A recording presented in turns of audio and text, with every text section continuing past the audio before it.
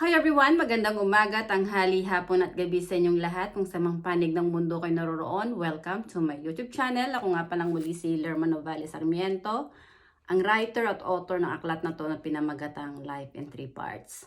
Ang layunin at misyon ng aklat na ito ay para magbahagi ng ebanghelyo sa buong mundo at ipakilala na si Kristo ay Diyos at anak ng Diyos. At ang Espiritu Santo na lumukob kay Birheng Maria ay ang siyang totoong Diyos Ama na nagsugo kay Kristo. Sa araw na to, ang topic ko ay, bakit dapat mong ibigin ang Espiritu Santo ng higit sa lahat? Una sa lahat, tayong mga tao ay hindi nabubuhay para sa sarili lang natin. Maliwanag na ipinahayag ni Kristo na templo ng Espiritu Santo ang katawan nating mga tao. At tayong mga tao hindi nabubuhay dahil sa tinapay lamang, kundi sa mga salita na lumalabas sa bibig ng Diyos. Ang ating katawan ay sagradong tahanan ng Diyos. Ang presensya ng Espiritu ng Diyos ay nananahan sa ating katawan at ang Espiritu ng Diyos ang nagbibigay ng buhay sa ating mga tao, kaya tayo ay nabubuhay at umiiral dito sa mundo. Sinabi ni Kristo, ang kasalanan na walang kapatawaran ay kapag nilapastangan ang Espiritu Santo. Honestly, ang pangangalo niya, pakikiabid, pagbebenta ng aliw ay mga gawaing immoral, yung pumatol ka rin sa kapwa mo kasarian, yung bakla, at ang mga tomboy na pumapatol sa kapwa nila lalaki at babae, ay mga gawaing immoral na lumalapastangan sa sagradong tahanan ng Espiritu Santo. At sinabi ni Kristo na ang kasalanan ngang walang kapatawaran ay kapag nilapastangan mo ang Espiritu Santo at ang kasalanan ay kamatayan. Kaya hinihikayat ni Kristo ang mga tao na magsisi at wag nang gumawa ng kasalanan dahil kapag gumawa ka ng kasalanan sa Espiritu Santo, binaboy mo yung kanyang sagradong tahanan sa kalaswan at kamunduhan, mamamatay ang kaluluwa mo. Dito sa mundo, kahit buhay ka pa, ang kaluluwa mo ay zombie na. Patay na ang iyong buhay espiritual dahil sa kasalanan na ginawa mo sa Espiritu Santo. At bilang isang tinawag ng Espiritu Santo na maging tagapagsalita niya, layunin kong sundin ang kautusan ng Espiritu Santo na ipakilala na siya lang ang nag-iisang Diyos na amang espiritual na nagsugo kay Kristo ay siya ring nag-iisang Diyos na may gawa ng buhay ng buong sangkatauhan at siya yung babalik para bawiin yung buhay na ipiniram sa tao. At kapag ang tao ay hindi na natiling tapat sa Espiritu Santo, hindi sila umibig sa Espiritu Santo na higit sa lahat dahil mas inidulo nila yung mga bula ang propeta na nagkalat dito sa mundo, na sumasamba sa mga rebulto, santo-santo na Diyos-Diyosan, ang kanilang kaluluwa ay hindi maliligtas dahil yung Espiritu Santo na siyang Diyos na may gawa ng kanilang buhay ay nilapastangan nila dahil mas inidulo nila yung mga kampo ng kadiliman na naging kaisa ng demonyong si Satanas na lumalapastangan sa Espiritu Santo. Sinabi ni Kristo, mag-ingat sa mga bulaang propeta sapagkat marami ang gagamit ng kanyang pangalan ngunit ang puso nila ay sa halimaw. At marami silang ililigaw ng landas.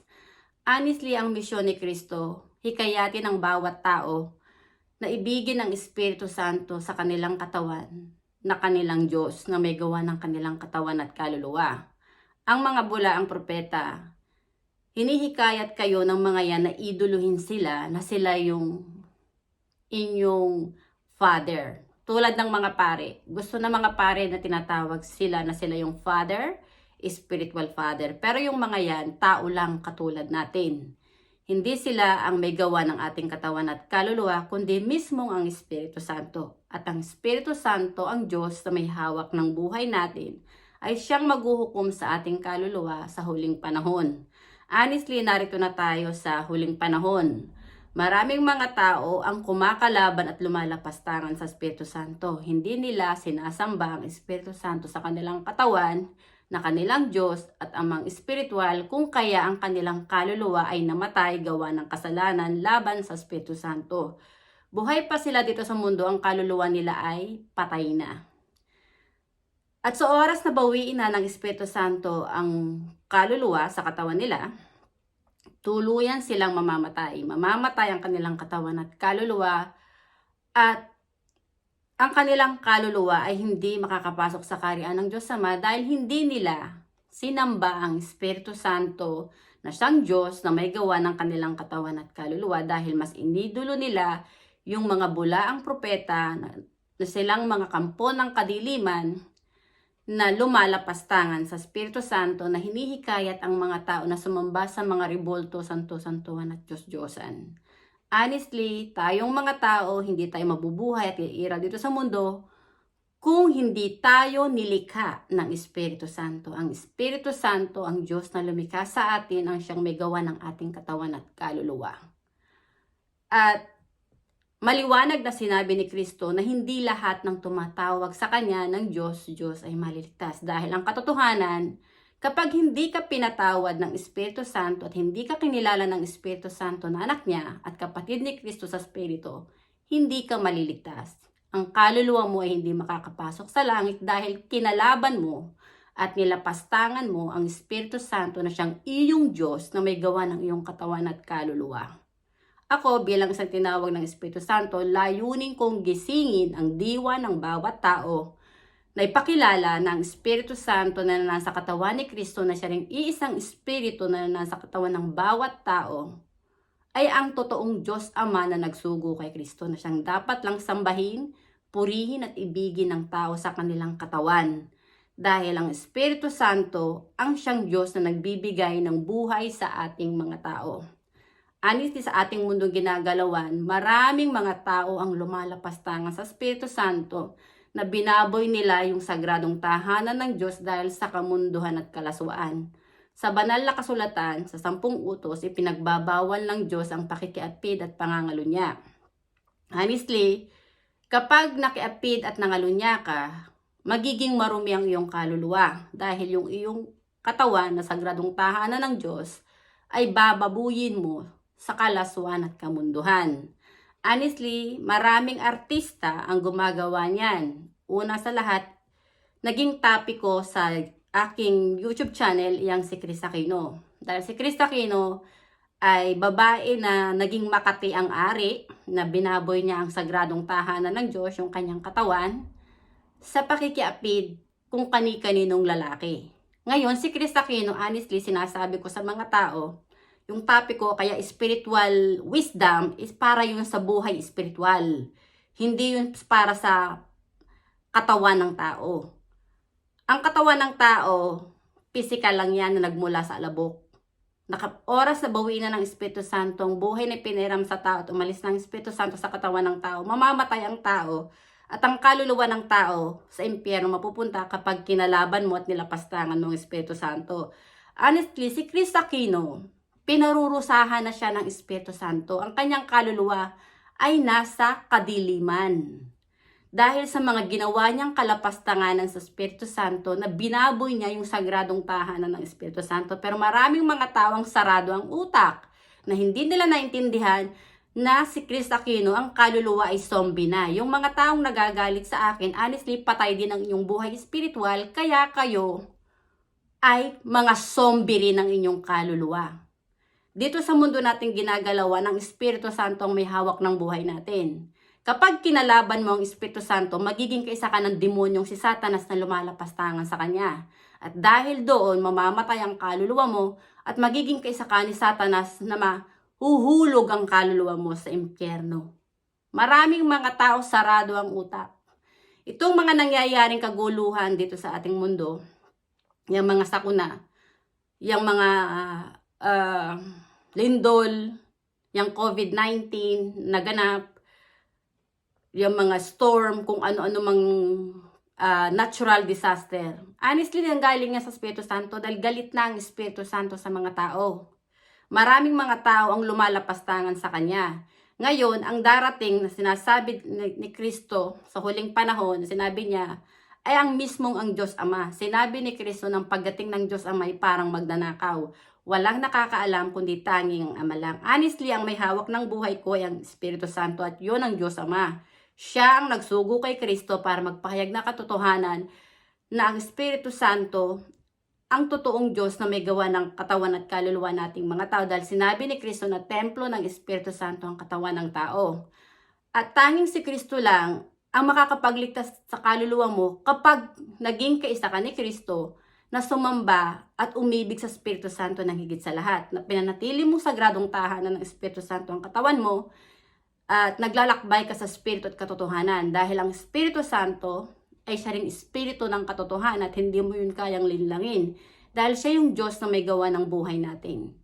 Maraming mga tao sumasamba sa ribolto, santo-santuhan at Diyos-Diyosan sa halip na sa Espiritu Santo na nanaan sa kanilang katawan. Maraming mga tao inidolo ang mga pari ang kanilang spiritual father sa halip na ang Espiritu Santo na nanaan sa kanilang katawan ang kilalanin nilang amang espiritual ng kanilang kaluluwa dahil ang Espiritu Santo ang may gawa ng kanilang katawan at kaluluwa. Narito na tayo sa huling panahon.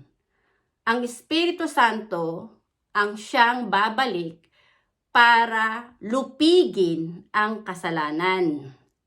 Ang kasalanan ay kamatayan. Yung kataas at kayabangan ni Satanas bilang na ang araw niya.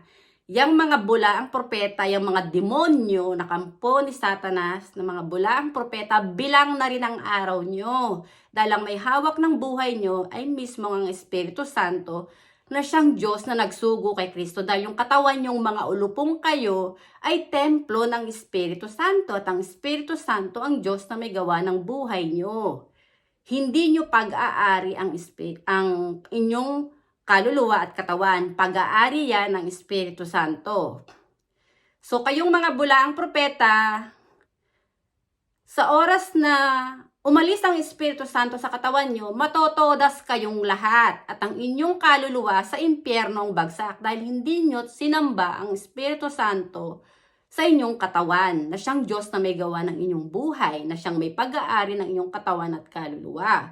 Ako, kaya nagiging matapang at prangkang bibig ko at diretsang dila ko ay dahil isa akong espiritong mandirigma na ang layunin ko hulihin din yung mga kaluluwa na naliligaw ng landas na magsisin at magbalik loob sa Espiritu Santo. Pero yung mga demonyo na anak ng demonyong si Satanas, kinagagalitan ako. Pero kayong mga ulupong, bilang na ang araw nyo. Dahil sa oras na bawiin na ng Espiritu Santo ang kaluluwa sa katawan nyo, matotodas kayong lahat.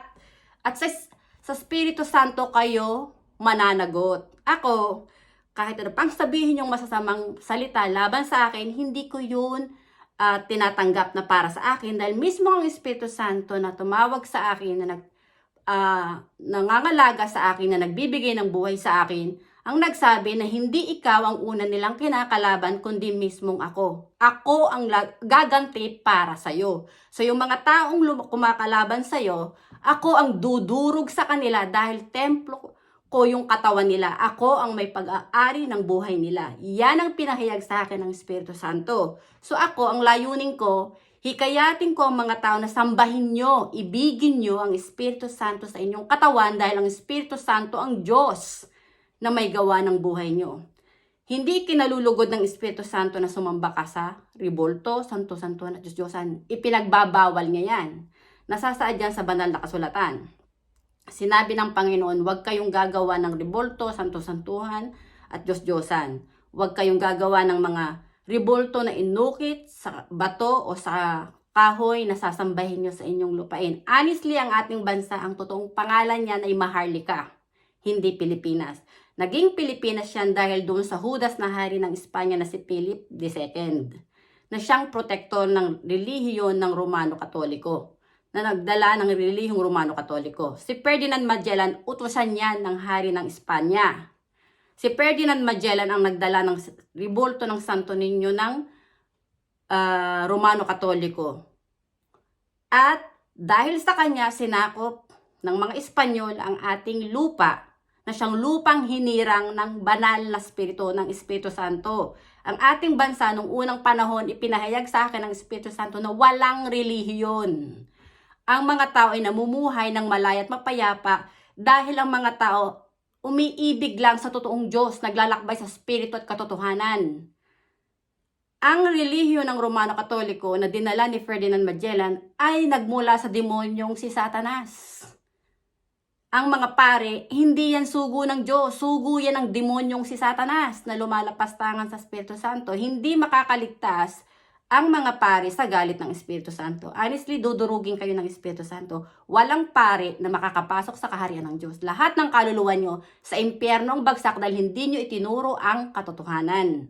Ang Espiritu Santo na nasa katawan ni Kristo na siya ng iisang Espiritu na nanahan sa katawan nating mga tao, ang siyang dapat nating sambahin, ibigin at purihin ng higit sa lahat. Hindi yung rebolto ng mga leaders ng Romano Katoliko na silang mga kampo ng kadiliman na nanakop sa ating bansa.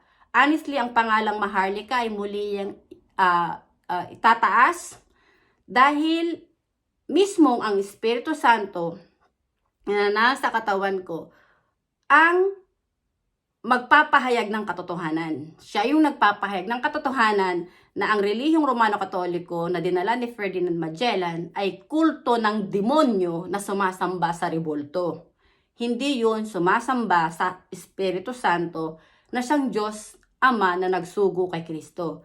Tanging si Kristo lang ang daan, buhay at katotohanan para yung kaluluwa mo ay maging kaisa ni Kristo sa totoong iglesia ng Diyos. Ang sinasamba ay ang Espiritu Santo na nasa ating katawan. Narito na tayo sa huling panahon. Ang presensya ng Espiritu Santo ng Diyos Ama ay nananahan sa bawat katawan ng tao.